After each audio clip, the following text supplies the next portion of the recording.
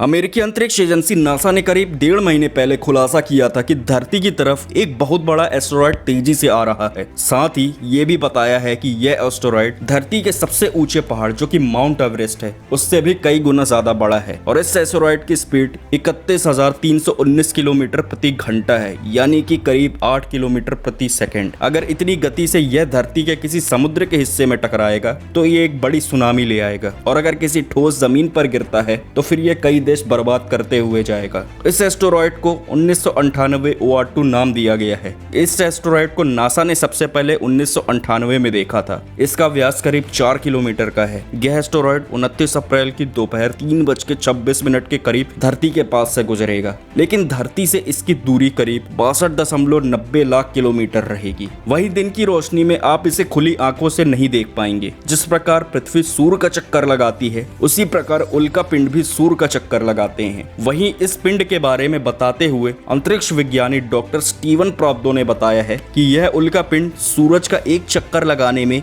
1340 दिन यानी कि लगभग 3.7 वर्ष लेता है। इसका सीधा सीधा यह मतलब है कि ये उल्का पिंड पृथ्वी के पास से गुजरते ही रहते हैं। जब यह पिंड दोबारा धरती की तरफ आएगा तब तारीख होगी 18 मई 2031 और यह 1.90 वर्ष किलोमीटर की दूरी से निकलेगा। अब खगोल विज्ञान के मुताबिक हर 100 साल में धरती के पास से ऐसे 50,000 उल्का पिंड गुजरते हैं जिनकी संभावना धरती से टकराने की होती है, लेकिन किसी न किसी वजह से ये टकराने से बच जाते हैं। खगोल विद्यमान के अंतरराष्ट्रीय समूह के डॉक्टर ब्रूस बेट्स ने ऐसे एस्टेरॉयड्स को लेकर कहा है कि छोटे एस्टेरॉयड्स कुछ मीटर के ही होते हैं। ये अक्सर पृथ्वी के वायुमंडल में आते ही जल जाते हैं। इससे कोई बड़ा नुकसान नहीं होता, लेकिन यह पिंड अत्यधिक बड़ा है और चिंताजनक बात है। यह लगभग 4 किलोमीटर के व्यास का है जो कि वायुमंडल में जल नहीं पाएगा। अब इस पर नासा का कहना है कि इससे घबराने की जरूरत नहीं है क्योंकि यह धरती से करीब 62.90 लाख किलोमीटर दूर से गुजरेगा,